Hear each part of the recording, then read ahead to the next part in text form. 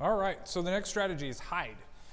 The biggest thing that I want you to realize, ladies and gentlemen, if you choose to hide in a room, is if that door locks, we need you to lock the door. It was one of the really unfortunate things about the Columbine shooting. If you listen to that 911 call, which you're more than welcome to do on your own, it's online, is the dispatcher recommends to the teacher or librarian that called, can you get to the door and lock it? As she was hearing shooting outside of the hallway, and she was too afraid to try and go to the hallway and lock that door.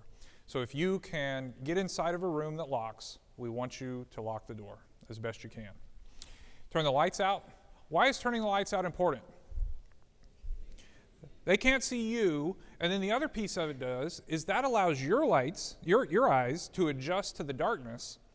And when the shooter comes in, probably the shooter is going to come in from a light environment, and you're going to have an advantage because he's coming into darkness, your eyes have already adjusted, and that may provide you some advantage. So try to turn the lights out if you can. Hide out of sight. If you can hide behind something that will stop bullets, that is excellent. We call that cover versus concealment. Concealment is something that just discloses your location, but cover is something that you can hide behind that will actually stop bullets. If there's anything in there that you can utilize to do that, then that's good to use. And remember to try to silence your phone, which includes not only putting it on vibrate, but making sure that the thing won't vibrate to try to give away your position. Well, what if I'm in a room that doesn't lock? We want to try to barricade that door. The more that you can barricade it with, the better. If we were going to barricade one of these doors with the tools that we have inside this room, really we've got chairs. These chairs stacked up together can get very, very heavy. So more is better, heavier is better. Try to use door stops if you have a door stop. Here's some other ideas. Remember these pictures, particularly the picture on the right. If you're inside of a room that doesn't lock and the door opens out from where you are, if you're wearing a belt, take off your belt, loop it around the handle, and stand over to the side. That does several things for you. One, it provides a lever, so it multiplies the force that you have as a single person. Two, it gets you away from the door. Active shooters, if they're trying to pull in the door and they're realizing that somebody is holding it, they may try to shoot through the door but not expect that you're over alongside the wall. So using a rope like that to try to hold the door shut is an excellent strategy. This tactical cinch is just improvised with an extension cord wrapped around the door closer to try and delay the process of the shooter opening that door and walking into your hiding place, giving you more time to attack if that's the next portion of your plan, or giving you more time to escape if there's a way out of that room. All right. Now we're going to talk about fighting or defending. Again, this is a last resort type of situation. We're not trying to make any of you into fighters, but sometimes, folks, that's what you got to do to win and survive. We've got two gentlemen that have joined me up on stage. These are two officers that I both had the pleasure of working with before. They're in our neighborhood police officer unit, Officer Asa Morris and Officer Spencer Kerr. These are incredible officers that do really good work, and they've agreed to help me out tonight with a presentation. What they're doing right now is they're grabbing a rifle. The only thing that this rifle shoots is lasers, okay, but it looks very realistic. So I want you to be prepared for that. And they will also have training pistols. They've got red along the side of their pistol. Again, those will not shoot anything, any real bullets, but that's what they're going to have, and they're going to help me out with this presentation. You guys go ahead and come on out. So I'm for sure that probably everyone in here has seen pictures of guns and so on, but if you've never seen one live in the flesh, this is what a rifle looks like. And there's some important parts of this rifle. This thing right here is the magazine. This holds the bullets. It feeds the gun, okay? Officer Kerr's got a pistol. This part of the pistol right here that he's holding on to is where the magazine gets seated. That magazine is what feeds the gun. Part of the semi-automatic process that allows every time the person pulls the trigger for the gun to discharge. The first thing that we're going to demonstrate for you is Officer Kerr is in a position where he's hiding. He's found a hiding place out of view of the shooter, but the shooter is walking toward him down this hallway. And this is what we're going to simulate as the hallway. Officer Kerr has positioned himself so that he is out of sight, but he can do something as soon as the shooter walks into his room where he's at.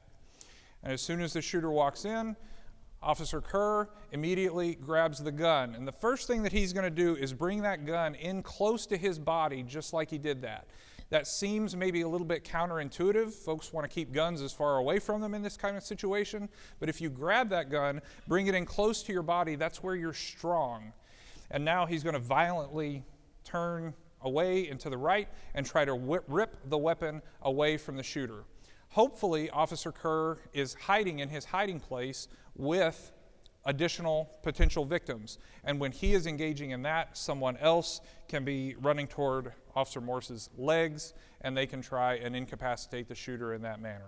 Next thing that I want you to see is what's called a magazine change.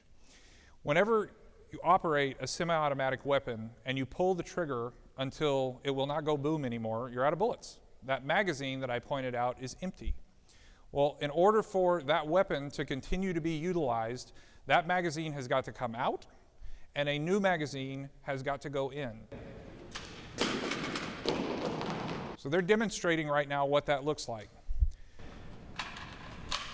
They're doing it pretty slowly, partially because I asked them to, but I want you to see and know what a magazine change looks like. From the Sutherland Springs shooting, for example, we know that that shooter walked up and down the aisles in that church and reloaded. When a shooter is in the process of reloading their weapon, conducting a magazine change, that could be an excellent opportunity for you to attack, if that is the situation that you find yourselves in. So again, the shooter runs dry, there's no more bullets, they've got to drop that magazine out, and then they've got to load it. That took some time. And you notice as they perform that, they didn't have the gun up here in front of them where they can be looking and watching like an experienced shooter did. They looked down and they were paying attention to their weapon. That is the sign of someone that does not have a lot of training and experience with a weapon system that they're operating. If you see us go out and shoot, or someone that shoots a lot, we can change magazines like that. And we do it up here where we can see and scan and know if there's any other threats that are coming out. But sometimes folks that are active shooters, they're not very experienced with the weapons that they're using, and they may take a long time to change magazines. It's just something that you're going to have to watch. But we've seen this in a number of active shooter situations occur where this could have been utilized as an opportunity to potentially attack the shooter or defend yourself, and that opportunity may have been missed. This is a quote from Lieutenant Brian Murphy. Lieutenant Brian Murphy responded to the Sikh temple shooting in Wisconsin, and he confronted the shooter as he was coming out of the building. Lieutenant Brian Murphy got shot 15 times and survived. And this was his mindset. I'm not going out in a parking lot. I'm not going out like this. I'm not going to let my wife down, not going to let my daughter down, and I'm not going to let my stepkids down. You've got to have a mindset if you choose to engage in a situation like this to drive you, to move you forward. How many of you have a picture of your loved one as your lock screen or your home screen on your phone? Who's got the pets? Right? I've got both, actually. Whatever it is for you that will help you prepare to take the action that you need to take, that's what we want you to have as a motivating factor to set that mindset. All right, we're going to look at Virginia Tech as a quick case study into some of the topics that we've been talking about, how it worked and how it didn't work. This is a picture of Norris Hall where that shooting was. You notice the big wooden doors down there at the front. What did the shooter do whenever he went inside of Virginia Tech? He chained those doors together, designed to impede our response. Okay. This is a picture of the second floor where the shootings took place. You've got classrooms on either side, and this is a floor plan of that room. What do we have in each room? Doors and windows, right? Exits and improvised exits. It's important to remember. So let's look at the casualties. At Virginia Tech, the first room that the shooter walked into was room 206. And he shot almost all the people that were inside, and a very good proportion of those folks that he shot ended up dying. They didn't have a whole lot of opportunity to prepare. In room 211, the teacher heard the shots and told the students to call 911. Now, is that the most important thing to do when you hear shots in the room next to you? It's not. It's not the most important thing to do. What you need to be doing at that point in time is running away from the sound of that gunfire or hiding and barricading yourself in a secure location. The shooter walked into that room, he shot, he actually went in and out of the room, but between those two times where he went in the room, he shot every single person inside. And most of the people that he shot ended up dying. Whenever the shooter left and he came back, the students tried to barricade the door a little bit, but they weren't all that successful. Room 207, that was the second room where he attacked. Again, he shot quite a few people. He left and he came back, but this time when he came back, the students actually used their bodies, the ones that were still alive and still able, they used their bodies to blockade the bottom part of the door. And that kept him from being able to open the door all the way, and you can see the significant reduction in the number of people that were died because they were able to successfully utilize the hide strategies of securing the door and blocking his entrance into their hiding place. Room 204, we've got another hero, and that is Professor Liviu Librescu. He survived the Holocaust, and when he heard the shots, he himself went over, tried to block and lock the door, but he told his students to do what? Jump out the window. And that's what they did. There were a number of students that jumped out, and actually one or two of those students, in the process of jumping out the window, the shooter was able to open the door a little bit and he shot them, but they didn't die. So they were escaping, they got some distance, and we have tremendously fewer students shot there, tremendously fewer students killed. Room 205, there were absolutely no casualties because the students there were able to completely blockade the door and keep the shooter from coming inside. So this case study illustrates exactly the fact that you are not helpless, and what you do matters. If you will utilize these strategies that we've given you, if you're in an active shooter situation, you can survive, you can help other people survive. This is basically a decision tree chart that maps out everything that we talked about. You realize that an attack is happening. And so the first thing that you do is you decide, can I run? Are my primary exits available? If those primary exits are available, then you run out of them. If they're not, then you hide. That's the next step. And when you're hiding in that hiding place, you make sure that you secure the door as best you can. And you're not hiding and hoping, you're hiding and planning and figuring out what it is that you're going to do. Are there any other exits that are available to me? If there is another exit, then you're going to take it and you're going to run.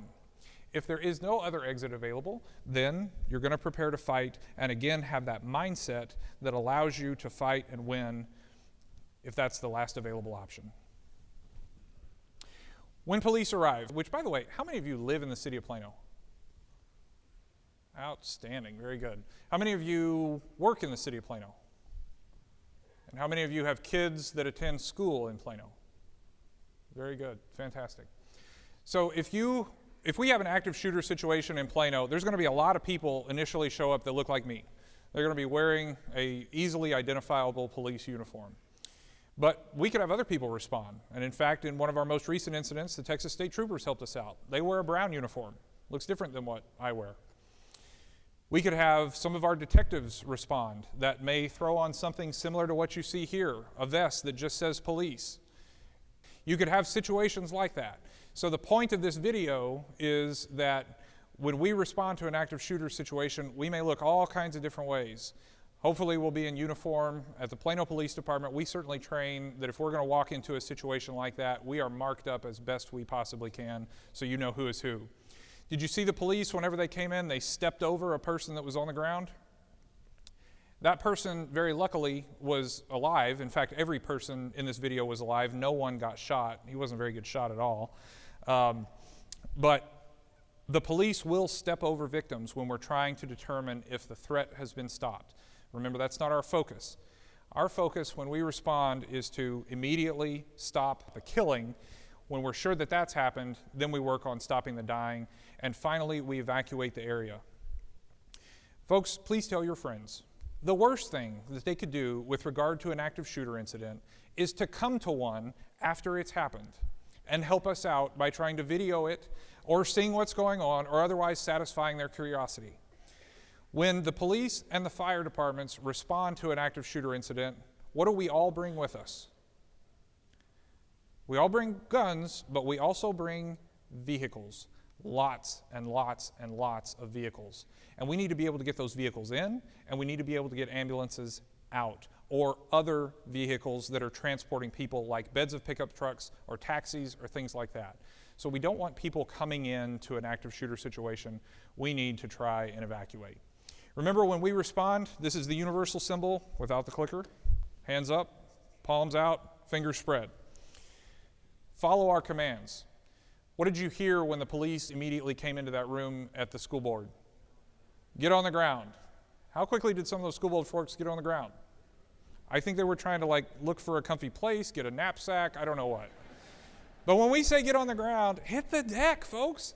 We're trying to make decisions right away as to who's a threat and who's not a threat. So if you're being slow with that process or hesitating, you're more on the threat category than if you hit the ground and put your hands out. So that's what we're looking for when we respond. Again, I talked earlier about our partnership that we have with the fire department here. They're going to come in absolutely as soon as we make it safe enough for them to do that and form up what's called a rescue task force, but there is going to be a delay. Remember what our priorities are.